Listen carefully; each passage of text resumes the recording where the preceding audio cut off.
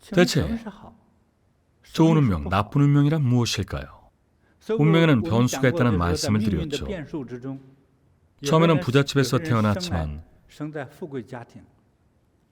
나이가 들면서 집안도 기울고 경제력이 떨어지면서 온갖 재앙이 끊임없이 닥치는 사람도 있습니다.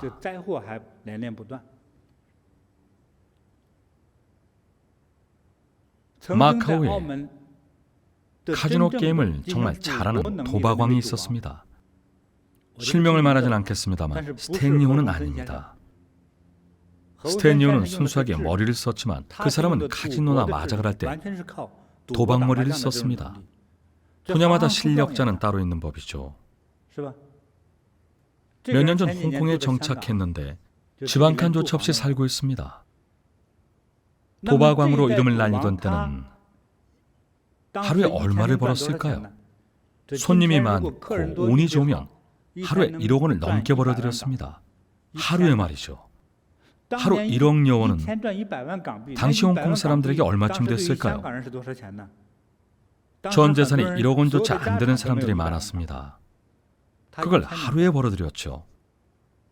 하지만 55세쯤 되어 말년에는 거리에서 구걸하는 신사가 됐습니다. 홍콩에 정착한 뒤 철도변에서 사실상 불법으로 건축한 작은 양철집을 짓고 살았습니다. 정부가 주는 기본주택에 들어갈 돈도 없었죠. 보살펴주는 사람도 없이 혈혈단신이었습니다. 소시적 도박에 빠져 엉망진창이 되었던 생활이 늙어서까지 영향을 미친 겁니다. 마약까지 했는지 모르겠지만 제가 그분의 사진을 보니 눈빛이 정말로 깊었습니다. 불가사의하다고 느껴질 만큼 웬만한 영화배우보다 깊었습니다. 제 느낌엔 깊으면서 차갑고 지혜롭고 강교한 모든 감정이 눈에 녹아 있었습니다. 굉장히 긴 눈썹에 딱 봐도 범상찮은 인물이었죠. 한때 도박왕으로 이름을 알렸지만 지금은 제대로 된 방 한 칸도 없습니다. 처음에는 미천하고 가난했지만 심지어 고아였지만 훗날 대단한 인물이 된 사람들도 많습니다. 명나라의 개국 황제 주원장이 바로 그런 사례입니다. 지난번에 주원장 이야기를 들려드린 적이 있죠. 명나라 때 인물입니다. 주원장의 10대 때 이야기는 지난번에 한 적이 있으니 기억을 떠올려 보세요. 주원장은 10대 때 부모님과 형을 잃었는데 보름 만에 세 식구가 죽었습니다. 역사 기록을 살펴보니 확실히 당시에 전염병이 돌았더군요. 순식간에 세 식구가 죽었습니다. 형이 2명 더 있긴 했습니다. 주원장 가족은 타지에서 살고 있었는데 고향에 흉년이 들어 먹을 것이 없어 이곳저곳을 누비다 그 지역까지 이주해 왔습니다. 주원장의 가족이 이주한 지역은 현재 안일성, 봉양현 일대입니다. 타지에서 먹고 살기 위해 옮겨온 가난한 이민자 신세였죠. 자연재해로 먹을 것이 부족해지자 다른 지역으로 이동할 수밖에 없었습니다. 주원장의 가족은 몸을 의탁할 수만 있으면 어느 지역이든 정착하곤 했습니다. 따라서 중국의 안일성, 봉양현에는 일가 친척이라고는 전혀 없었습니다. 그 지역엔 땅이 많은 대지주가 살았는데 농사를 지을 일손이 필요했습니다. 주원장의 가족은 그 집에서 소작농을 했습니다. 지금으로 말하면 전문 농업인이죠. 땅이 없기 때문에 남의 땅에서 농사를 짓는 겁니다. 그러던 중 전염병이 돌아 부모님이 세상을 떠나고 형도 죽었습니다. 나머지 형 2명은 대리사위로 들어갔습니다. 대리사위가 뭐냐면 어느 집에 딸만 있을 경우 대를 이을 사람이 없기 때문에 젊은 남자를 찾아 사위로 들이고 그 집안 아들처럼 가업을 잇게 하는 겁니다. 남자가 여자의 집에 들어가 삽니다. 이것을 대리사위라고 합니다. 여러분도 알 겁니다. 가진 게 없던 주원장의 집안은 형들이 모두 대릴 사위로 들어갔습니다. 입에 풀칠이 날 수 있으니 신경 쓰지 않았죠. 보통 젊은 남자의 집안이 조금이라도 가진 게 있으면 부모가 아들을 대릴 사위로 보내지 않습니다. 집안의 대를 이어야 하니까요. 중국인은 그런 것을 중요시했습니다. 보통은 여자 집에 들어가 대릴 사위 노릇을 하지 않으려 합니다. 그런 경우 아이가 태어나도 여자 쪽 성씨를 따라야 했습니다.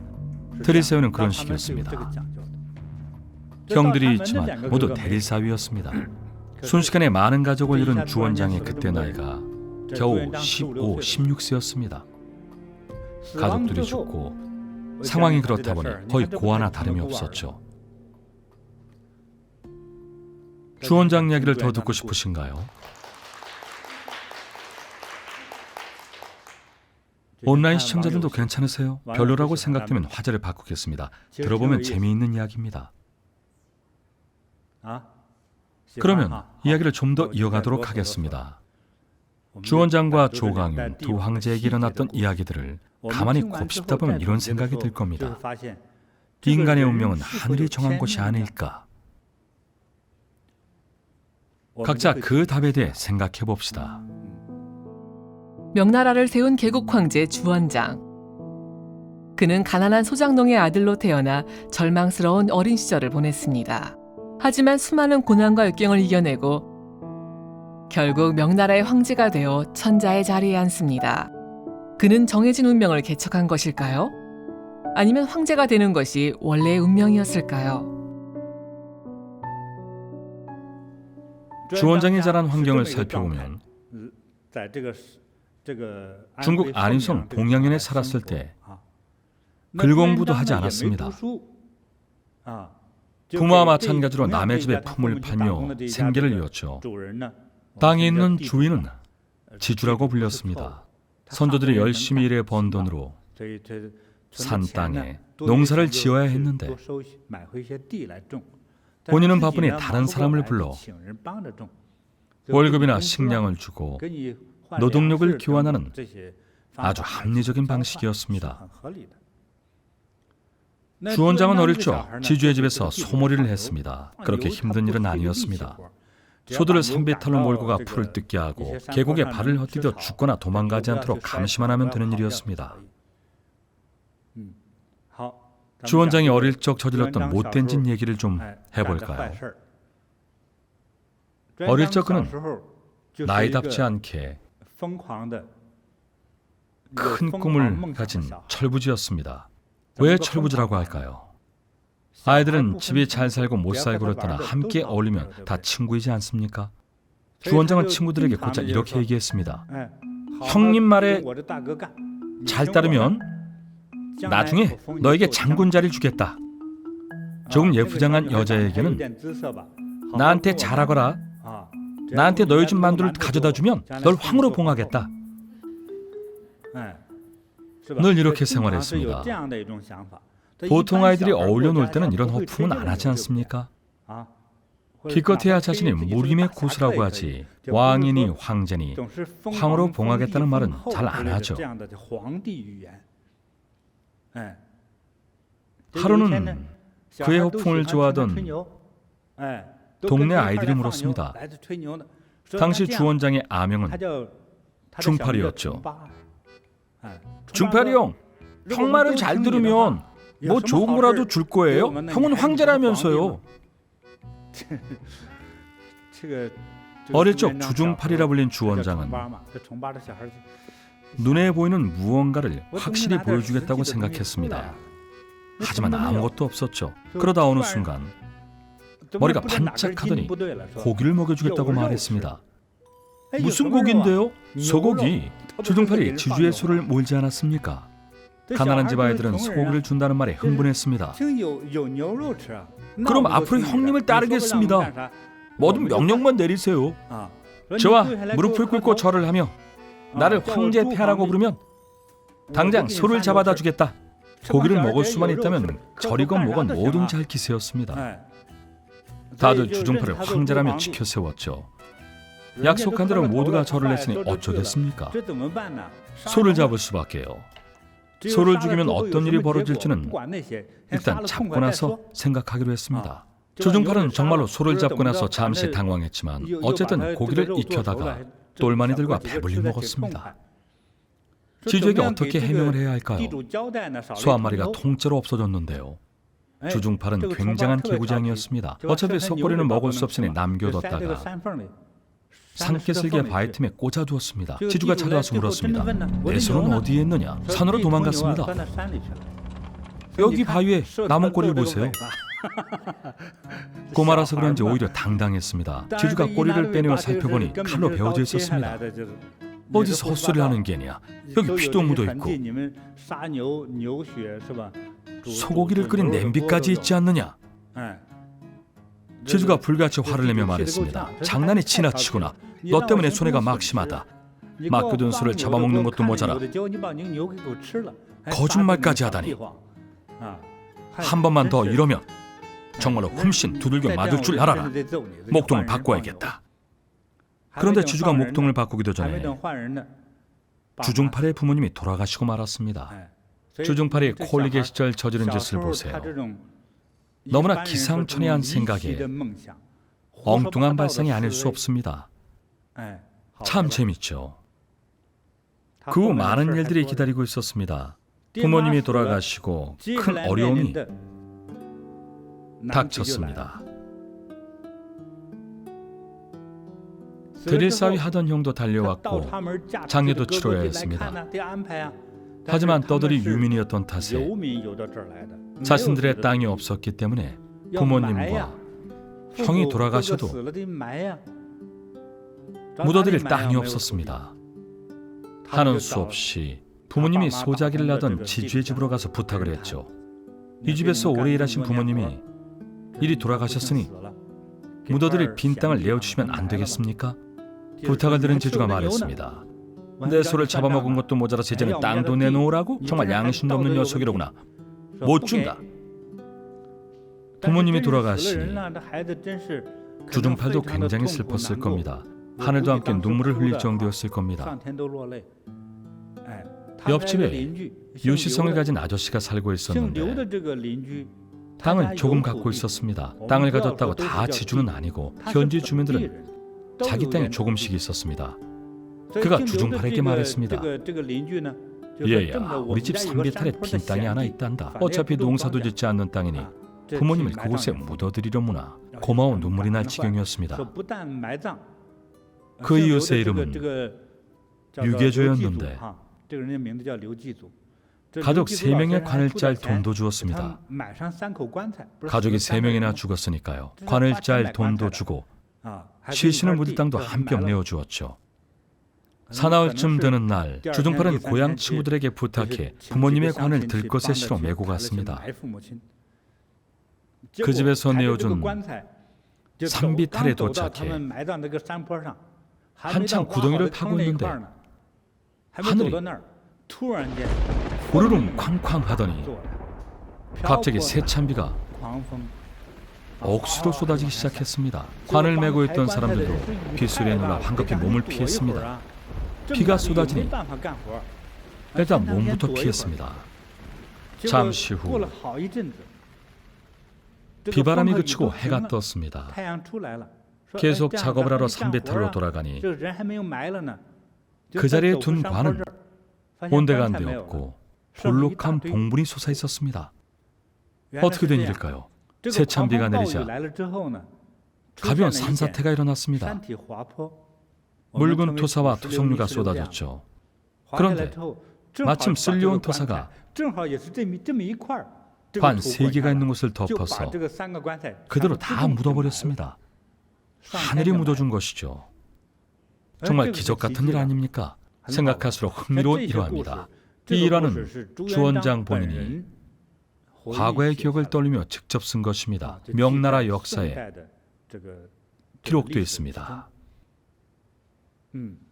그때의 무덤이 아직도 남아있는데 현재 안희성 봉양면에 위치한 명조릉에 안장되어 있습니다.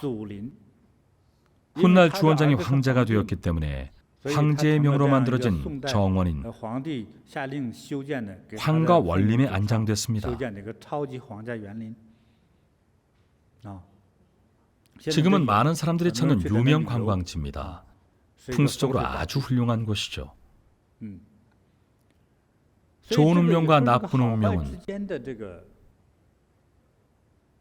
수시로 변합니다. 언제 어떻게 변할지는 아무도 모릅니다. 지금 내가 느끼는 힘든 감정은 정말 힘들어서 그런 것인가요? 아니면 본인의 망상이 만들어낸 것인가요? 이것을 잘 구분할 줄 알아야 합니다. 그러려면 자신을 알아야 하고요. 자신이 잘 살고 있는 건지 아닌지 모른다는 분들이 많습니다. 그러면 곤란합니다. 손자병법에도 이렇게 나와 있습니다. 지피지기, 백전백승. 전쟁에서 자기 자신을 모르고 무작정 싸우려 들면 이기기 어렵습니다. 전쟁에서 이기지 못하면 목이 달아납니다. 죽는 것이죠. 최소한 나를 알고 적을 알고 이것저것 따져본 다음 전쟁에 임해야 죽을 확률이 낮아집니다. 승리한다는 말은 죽지 않는다는 것입니다. 지혜에 관한 학설에 이런 말이 있습니다. 남을 아는 자는 지혜롭다입니다. 다른 사람을 이해하고 관찰하는 사람은 어느 정도 지혜가 있다는 말입니다. 자신을 아는 자가 박다는 말도 있습니다. 박다는 지혜보다 더 높은 경지입니다. 모든 것을 명료하고 반쯤 깨달음에 이른 상태입니다. 평소 스스로를 이해하거나 판단하려고 하지는 않습니다.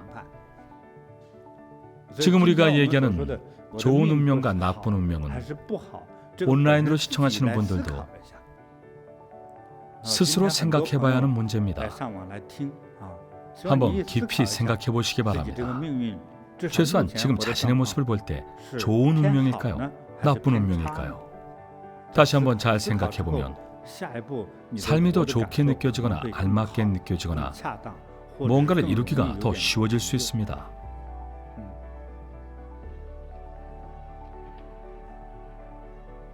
다른 질문 없나요? 없으시면 주원장에 관한 일화를 좀 더 들려드리도록 하겠습니다. 운명에 관한 문제들이 이야기 속에 모두 들어있습니다. 수시로 좋아졌다 나빠졌다 하는 운명의 바다에서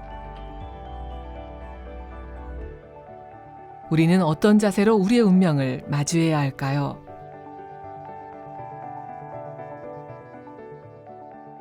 주원장은 어려운 운명을 극복한 인물입니다. 처음부터 황제가 될 운명이었는지 아니면 자신의 노력을 통해 황제가 된 것인지 이야기를 듣고 각자 판단해 보시기 바랍니다. 부모님도 묻어드리고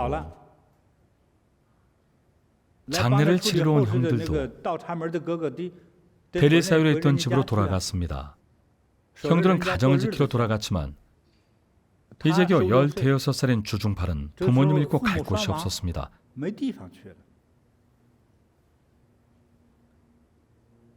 그러다 문득 이런 생각이 떠올랐죠. 집 근처 산 뒤쪽에 절이 하나 있었지? 이곳에 온 지 얼마 안 됐을 때 며칠 머무른 적도 있었던 것 같은데 어찌된 일인지 갑자기 생각이 났습니다. 당장 갈 곳 없는 10대 소녀는 갑자기 그 절이 생각나서 일단 그 절에 며칠 몸을 의탁한 후 다시 생각해보기로 했습니다. 절의 이름이 황각사였습니다.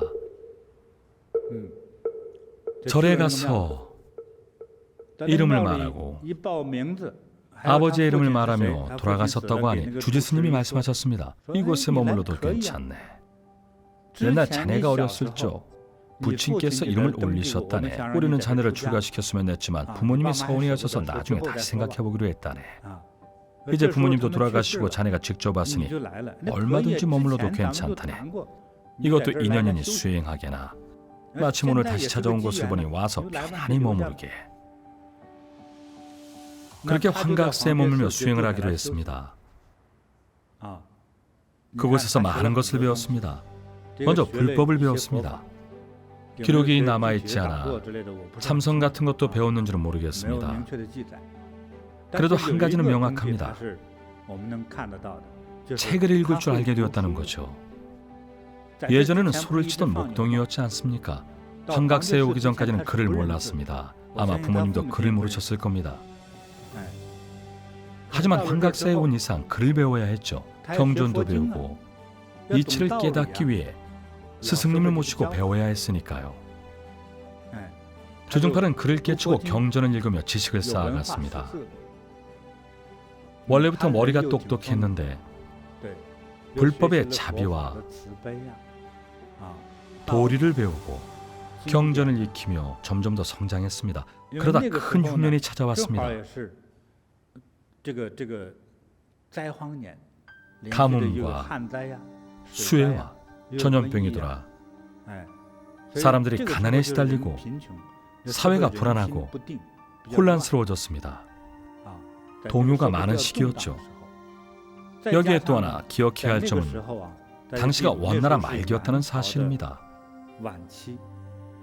원나라는 누가 통치했죠? 몽골인입니다. 지금 중국의 지도를 보면 몽골의 일부가 중국에 속해 있지만 초원에 살던 유목민족에서 기원했기 때문에 밀농사와 벼농사를 짓던 중국 민족과는 큰 차이가 있었습니다. 전쟁에 뛰어났던 몽골의 칭기즈칸은 유럽까지 정복할 정도였습니다. 유럽 어디까지 정복했었죠? 헝가리까지였습니다. 헝가리라고요? 이탈리아까지 갔었나요? 그건 잘 모르겠지만 분명 헝가리까지는 정복했습니다. 중동 지역 나라들을 정복하고 유럽까지 파죽지세로 뻗어갔습니다. 전쟁에 매우 능했기 때문에 적들이 우수수 떨어져 나가고 적들은 투항하거나 죽임을 당했습니다. 계속해서 영토를 확장하는 그런 역사적 상황이었죠. 유럽까지 정복한 다음에는 다시 아시아로 돌아왔습니다. 왜 아시아였을까요? 이미 정복한 중국 내륙뿐 아니라 베트남이나 미얀마 같은 주변국도 닥치는 대로 정복하기 위해서였습니다. 어떻게 가능했을까요? 원래 전쟁을 즐기는 민족인데다가 어릴 때부터 마루에서 자랐고 칼로 고기를 썰어 먹는 일이 흔했습니다. 농사를 짓던 중국인들은 살인을 천인 공노할 죄로 여겼는데 몽골인들에게 살인은 마치 밥을 먹는 것처럼 자연스러운 행위였습니다. 당시의 사고방식이나 가치관은 지금과 달랐습니다. 닥치는 대로 적을 죽였죠. 그때는 송나라 시기였는데 앞서 송나라 얘기도 했었죠. 몽골인들은 당시 남송은 물론이고 남송을 침략했던 금나라를 멸망시키고 다시 남송도 멸망시켰습니다. 중국 남쪽 국경지대인 복곤이나 광동 지역도 모조리 손에 넣었습니다. 전쟁에 정말 뛰어난 민족이었습니다. 지난번에도 말씀드렸지만 이들은 송나라의 마지막 황제를 굴복시키고 광동성 해변에서 애산 전투를 치렀습니다. 이 과정에서 10만 명이 넘는 백성들이 바다에 뛰어들어 스스로 목숨을 끊었습니다. 나라의 제왕이 돌아가셨으니 함께 따라 죽자는 것이었습니다. 그때는 정신적으로 제왕에 대한 믿음이 강했던 시절이었습니다. 아주 참혹한 일이었죠. 남송을 멸망시킨 이들이 바로 몽골인입니다. 중국을 완전히 장악한 다음 국호를 원나라로 명명했습니다. 중국 역사상 송나라는 원나라로 교체되고 그 다음 명나라가 등장했습니다. 다시 청나라가 들어섰고요. 청나라 이후 현대에 이릅니다. 기나긴 역사가 이렇게 이어집니다. 원나라도 나라만의 특색이 있었습니다. 몽골인들은 음주 가무를 즐겼고 자신들의 토속 신앙이 있었고 전쟁과 살인을 즐겼습니다. 거기다 마치 인도인들처럼 중국 사회를 4개의 신분으로 나눴습니다. 갑자기 역사의 시간을 빨리 돌리긴 했는데 언급할 필요가 있는 부분입니다. 왜 원나라 말기에 이르러 천재지변 말고도 수많은 반란이 일어났을까요? 역사적인 원인이 있습니다. 방금 말한 4개의 신분제 때문입니다. 첫 번째 최상의 등급은 몽골족입니다. 유목민족이 최상의 등급이었죠. 일 안 해도 먹고 살 수 있었고 항상 남에게 지시를 했습니다. 두 번째 유형은 생목인입니다. 생목인은 눈동자가 검은색이 아닌 색깔을 띤 것을 말합니다. 노란색, 푸른색, 보라색, 녹색 등 어쨌든 중국인의 검은 눈동자만 아니면 다 유색 눈동자라고 했습니다. 하나가 아니라 여러 가지 색이었기에 유색 눈동자라고 한 것이죠. 세 번째는 한인. 한인은 중국 한족을 얘기합니다. 중국인들의 자신은 3등 국민이라고 농담 삼아 얘기하는 말들이 다 원나라 때 유래한 것입니다. 당시에는 중국인이 3등급이었습니다. 중국인은 주로 내륙 북방 지역에 살았죠. 네 번째 유형은 중국 양쯔강 이남의 남성의 통치 지역에서부터 광동성, 복건성, 대만 등과 호남성에 이르는 지역의 주민들이었습니다. 남쪽 할대에 남을 써서 남인이라고 불렀습니다. 남인들은 거의 아무런 권리도 없었습니다. 이렇게 4개의 신분으로 나눴습니다. 역사상 왕조들의 통치에는 전쟁을 하거나 땅을 빼앗거나 인질을 잡거나 재물을 빼앗는 등 다양한 모습들이 있는데요. 전쟁과 약탈은 잘해도 통치는 제대로 못할 때도 있었습니다. 한 나라가 세워지는 과정은 2단계로 나뉩니다. 첫째, 전쟁을 통해 기존의 왕조를 멸망시키는 것입니다. 기존 왕조는 당연히 군사를 일으켜 나라를 지키고 적을 섬멸하려 하겠죠. 반란을 일으킨 자들도 이기기 위해서는 사람들을 계속 죽여야 합니다. 그래서 첫 번째 단계에서는 군을 동원하여 살상을 저지릅니다. 하지만 나중에 더 이상 무찌를 대상이 없다면 어떻게 할까요? 그때는 사람을 죽이는 대신 적절한 통치에 나서야 합니다. 문인들을 기용해야 하죠. 황제들은 이 사실을 잘 압니다. 주원장도 명나라 개국 황제가 된 후 이 점을 가장 먼저 알아차리고 문으로 나라를 다스리고 무로서 난세를 평정한다는 철학으로 나라를 다스렸습니다. 무는 무력을 말합니다. 난을 평정할 때 쓰이죠. 난은 보통 백성들의 반란이나 외세의 침략으로 인한 난리를 말합니다. 무력으로 난을 평정하고 무력이 아닌 문으로는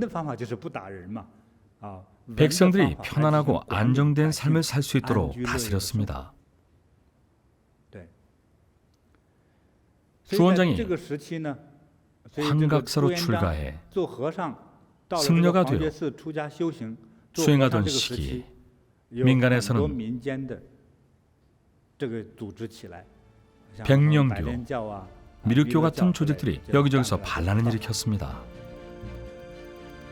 원나라 말기 통치계급 내부에서는 극심한 권력투쟁이 일어났고 백성들을 가혹하게 수탈했습니다. 무거운 세금 탓에 백성들이 도탄에 빠지자 전국 각지에서 농민봉기가 잇따랐습니다. 조정팔은 여전히 절에서 수행 중이었죠.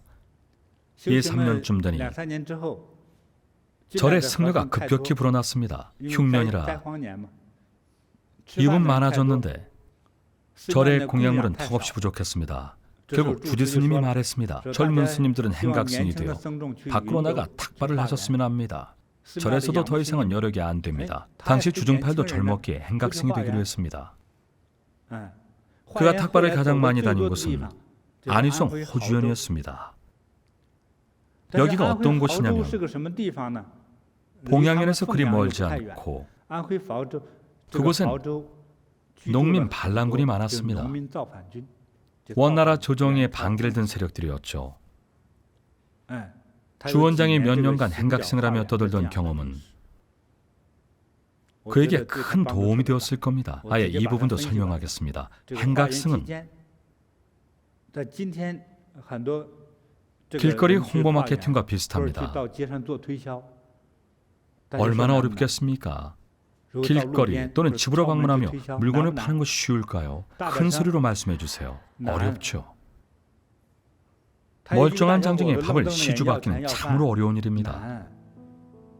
그래서 영업 중에서도 가장 어렵다는 첫 번째 단계인 대면 영업을 시작했습니다. 팔 수 있는 물건도 없이 맨주먹으로 돈과 쌀을 구하는 일은 쉽지 않았습니다. 주중팔도 훗날 이때를 회상하며 말했습니다. 찬바람 소슬하게 부니 부모님 생각은 절로 나는데 배고픔과 추위의 고통이 뼈아프게 괴롭구나. 정말 쓸쓸하고 고된 상황이었겠죠. 행각승으로 탁발을 하는 과정에서 주중팔은 훌륭한 언변력을 갖게 됐습니다. 그때의 경험을 통해 말솜씨가 늘었습니다. 언변이 좋지 않은 사람이 탁발을 하면 사지 멀쩡한 청년이 남한테 손이나 벌리고 다니느냐? 스스로 벌면 되지 않느냐? 하지만 불교의 교리는 출가한 자는 스스로 농사를 짓지 않고 중생에게 좋은 인연을 맺을 기회를 줍니다. 어째서 인연이라고 할까요? 탁발승에게 쌀 한 줌을 시주하면 불가와 인연을 맺는 것입니다. 공덕과 선행을 쌓을 기회를 얻는 것이죠. 이것을 불가와 인연을 맺는다고 합니다. 아주 설득력 있는 이치라고 생각합니다. 물론 탁발이 쉽지는 않죠. 모두가 재해로 고통받던 시절이라 지금처럼 돈이 좀 있다고 해서 얼마를 내놓을 처지가 아니었습니다. 30년 전만 해도 흉년이 들어 배고픈 사람에게 단돈 500원만 줄 수 있어도 훌륭한 일이었습니다. 지금은 주머니에 돈이 1,000원만 있어도 부담 없이 내어줄 수 있죠. 대만의 길거리만 봐도 구걸하는 사람들이 아주 당당합니다. 전동 휠체어를 타고 달려와서 손을 내밀고 돈을 달라고 합니다. 500원 정도는 거들떠도 안 보고 5,000원, 1만 원을 요구합니다. 그럼 저도 5,000원, 1만 원을 주곤 합니다. 미안해서 거슬러 달라고도 안 합니다. 지금은 이렇게 적선을 넉넉히 하지만 옛날 흉년이 들었을 때는 시주도 못했습니다. 주원장은 어려운 상황에서 훈련을 받은 격이었습니다. 주원장의 머리가 왜 그리 비상할까요? 일종의 영업사원에 대해 어려운 훈련 과정을 몇 년 동안 계속했기 때문이죠. 중간에서 고충 해결사 역할도 했습니다. 출가한 사람이기 때문에 민간에 환자가 있거나 부부가 다퉈서 도움이 필요할 때 어떻게든 도움을 줘야 했습니다. 깨달음을 얻었든 아니든 시시비비를 가려달라는 부탁을 받곤 했습니다. 인간관계나 가족 문제 등을 해결해야 했죠. 떠날 때는 공양도 받아내야 했습니다. 그 과정에서 엄청난 영업력, 설득력, 관찰력이 길러졌습니다. 게다가 그때는 이미 교육도 받고 글자도 깨치고 불경도 읽을 줄 알았습니다. 이런 일들이 훗날 대업을 이루는데 매우 중요한 밑거름이 되었습니다. 이야기를 계속 듣고 싶으신가요? 뒷부분은 더 재밌습니다. 나중에 어떻게 되는지 알고 싶으시면 다음 수업 때 이어서 하도록 하겠습니다.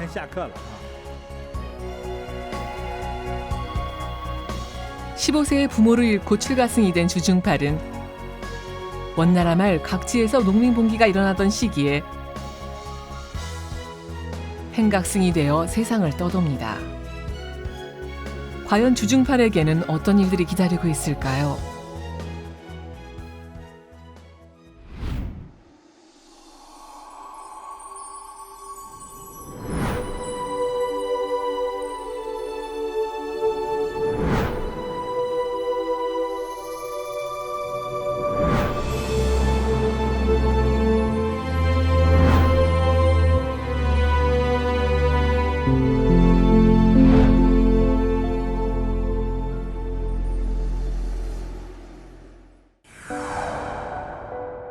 이제 몸이 완전히 망가진 거지. 그때는요. 뇌경색, 대상포질, 백내장, 기보초기끼라 하지, 다리 합병증 왔지. 그게 한꺼번에 온 겁니다. 한꺼번에. 전부 다 이 자체가 이제 설 수 있는 걸 한 개도 없었어요.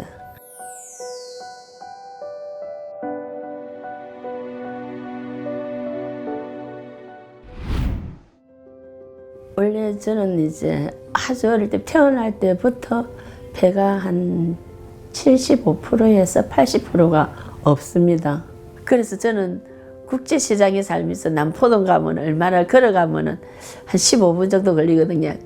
저는 한 번도 잘 못 걸어가. 친구들하고 가면은 그럼 난 뒤처지거든요. 많이 처지. 호흡이 안 되니까네. 그래도 뭐 어찌어찌 하다 보니 고등학교까지 졸업했어요. 그러는데 이제 결혼하고 아기 놓고 난 뒤부터 몸이 극도로 안 좋아졌지. 살은 계속 찌고 기침은 계속 나고 그러다가 우리 아저씨가 이제 사고 나는 바람에 거기서 한 2년 반을 요양보호사를 제가 하면서 이제 몸이 완전히 망가진 거지. 그때는요. 그래 주변에서 니 그러다 큰일 난다. 2, 3년 안에 죽는다대요. 50대 초반부터 당뇨병을 앓았던 태옥 씨.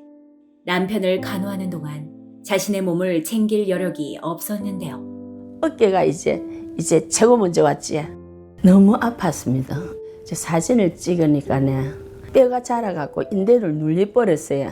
이제 거기에다가 습기질이 굉장히 많고 염증이 엄청나게 많다 합니다. 그렇기 때문에 거기에다가 50견까지 왔거든요. 그리고 이파를 올리는데 이게서 1회밖에 못 했어요. 그런데 제가 거기에다가 이제 뇌경색 오고 백내장 오고 대상포질 앓을 때는 약이 내 몸에 안 받아가지고요. 헬체를 타야 되는 거라요. 다리에 힘이 아예 없으니까 걷지를 못하니까 그러고 나서 이 다리 합병증이 온 거거든요. 이게 그래가지고 이제 뒤꿈치를 띄갖고 이렇게 다녔습니다. 이 다리하고 어깨에 대한 고통은 안 당해본 사람은 상상을 못해요. 너무 아파갖고 진짜 울고 싶어도 울음이 안 나오고 눈물만 나는 거라. 어깨 통증이 너무 심해 잠도 제대로 잘 수 없었던 태옥 씨. 더 절망적이었던 건 그래 병원에서 밥 먹는데 아무 소리가 안 들리는 거라 이게. 갑작스런 청력 저하였습니다. 그때 진짜 그 공포는요. 이 아픈 공포가만은 더 많이 왔어요. 내가 이래 살아야 되나 싶은 게 딱 머릿속에 들리는데 그냥 빨리 갔으면 좋겠다 했어요. 이렇게 사는 것 하면은 그냥 막 갔으면 싶더라고요. 그래가 마지막에 우리 아들한테 그 동무야 엄마 이래 갔으면 좋겠다. 너무 괴롭고 너무 아프고 너무너무 힘들다. 이렇게 살아야 될 이유가 없다 이러니까 엄마 나는 내 생각 안 해본다면서 나도 엄마가 이래 왔다 갔다 할 적에 얼마나 괴롭고 나도 살기 싫다 하면서 딱 그러더라. 그때 정신 번쩍 들더라고요. 내가 어떻게 난 자식인데 귀한 자식을. 그래갖고 내가 그때부터 살아야 되겠다는 마음을 딱 먹었는데 그게 뜻대로 됩니까? 병원 들 때도 다 들어가 있고 돈으로도 못 고치고 병원에서도 힘들다 하고 그런데 이제 그래 하다가 이제 막 텔레비를 봤는데 삶을 포기하고 싶었던 그 순간 평소 눈여겨봤던 프로그램이 눈에 들어왔습니다. 아 저기 한번 가고 싶다 했거든요. 종사님이 법문하시는 게 전부 다 나를 위해서 하시는 법문 같았으니까요. 아들을 위해서라도 건강해져야겠다고 마음먹은 태옥 씨. 큰맘 먹고 보리 선수 건강반에 참여했는데요. 그런데 하기 싫어갖고 도망도 가고 싶고요. 화장실 가 앉아갖고 나오기도 싫었습니다. 솔직하게 말. 나 이거 올라가지를 않으니까네. 그럼 억지로 올린다니까. 그러면 저녁 가면 완전히 아파갖고 있지. 낑낑거리고 감 지르고 이란다니까. 너무 아파갖고 이파라고 이거 하고요. 요 두 개가 최고 많이 아팠어요. 보리선수 수행법 중 하나인 대강명 수지법은 서서 하는 선수행법인데요. 발이 아파서 서기 힘들다고 하셨잖아요. 예. 근데 어떻게 그걸 이렇게 하셨지? 다리를 이제 그때는 이제 이래갖고 벌리라 돼. 요렇게 벌리라면 저는 이래가 있었지. 예. 발가락이 아프니까요. 그 팔은 뭐 니라가 있다가 이래 올리다가 보고 안 되면 이래 니라 부리고. 그러면서 저거는 끝까지 왔는가 모르겠습니다. 수천 수만 번 그만두고 싶었지만 포기하지 않고 끝까지 버텼습니다. 4일 지나고 나니 이 이상하게 거짓말 같은 일이 이게 올라가더라고요. 진짜 이게야.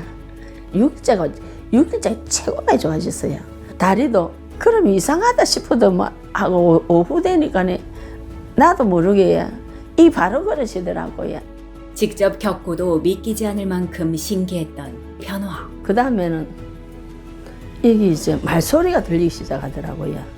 이쪽 길을 꼽는다는 것이 모르고 이쪽 길을 꼽았는데 안 들리는 쪽인데 들리더라고요. 그래갖고 다음에 검사하러 가니까 이게 들리는데 조금 들린다. 그냥 15%에서 20% 정도 들린다. 아예 제로 상태인데. 그래 이쪽 귀도 검사를 하니까 80이 정도 오더라고요. 그러니까 뭐랍니까 보청기를 안 끼도 된다는 거라요.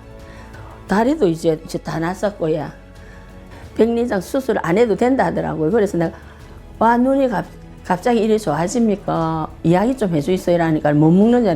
먹기를 못 먹습니까? 내가 먹는 그대로 먹지 안 먹습니다 이러니까 너무 신기하다는 거라 내보고요. 그리고 요새는 사람들이 보면 니 참 신기한 아다 하면서 어째 그래 건강하게 되노 하면서 동호하고 동호야 니하고 내하고 그자 웃으면서 이래 이야기할 줄 올리는 엄마 꿈에도 생각 못 했댔어요. 또 이렇게 건강했는데 이제 더 이상은 게으름 안 피우고 열심히 스승님 말씀대로 살아가겠습니다. 감사합니다. 너무 감사합니다.